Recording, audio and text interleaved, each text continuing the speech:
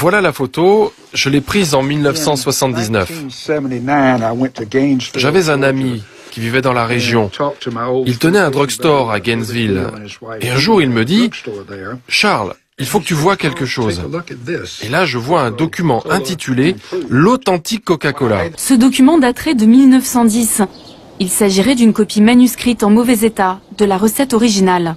Première surprise, il y aurait de l'alcool dans le Coca-Cola, mais aussi des extraits de citron, d'orange, de coriandre, et tout en haut de la liste, un ingrédient très étonnant. What's that? C'est quoi ça? F-E, Coca.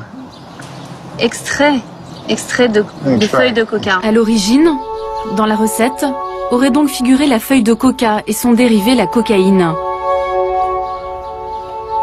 Ce serait d'ailleurs pour cette raison que le soda s'appelle Coca-Cola. Pourquoi mettre de la drogue dans une boisson? La réponse est à 40 km de là, dans la ville de Columbus. C'est ici qu'a vécu John Pemberton, l'homme qui a inventé le Coca-Cola. Une jolie maison, transformée en musée. Voici tout ce qu'il reste de l'histoire de ce pharmacien. Il a inventé différentes boissons. En voici quelques publicités ici. Il passait son temps à fabriquer des mixtures. À l'époque, les gens pensaient que les sodas soignaient toutes sortes de maladies. C'est pour ça qu'on trouvait les sodas dans les pharmacies. C'était un peu comme des médicaments. Et à la base, le Coca-Cola, c'était un médicament. Oui, Coca-Cola était un médicament et il contenait de la cocaïne au début. C'était censé vous soigner pour toutes sortes de douleurs, que ce soit à la tête, au ventre, toutes sortes de maladies en fait. Mais pourquoi Pemberton a mis de la cocaïne dans le Coca-Cola?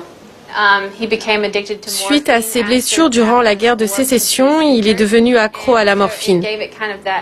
Et il est devenu ensuite dépendant à d'autres produits un peu moins dangereux que la morphine. Vous faites visiter cette maison à des classes, des enfants, et vous leur dites pas, en fait, qui était vraiment le docteur John Pemberton. Vous leur parlez pas de son problème avec la drogue, vous parlez pas de cocaïne? Non, on donne juste aux enfants des informations basiques sur Coca. On ne leur parle pas de la cocaïne.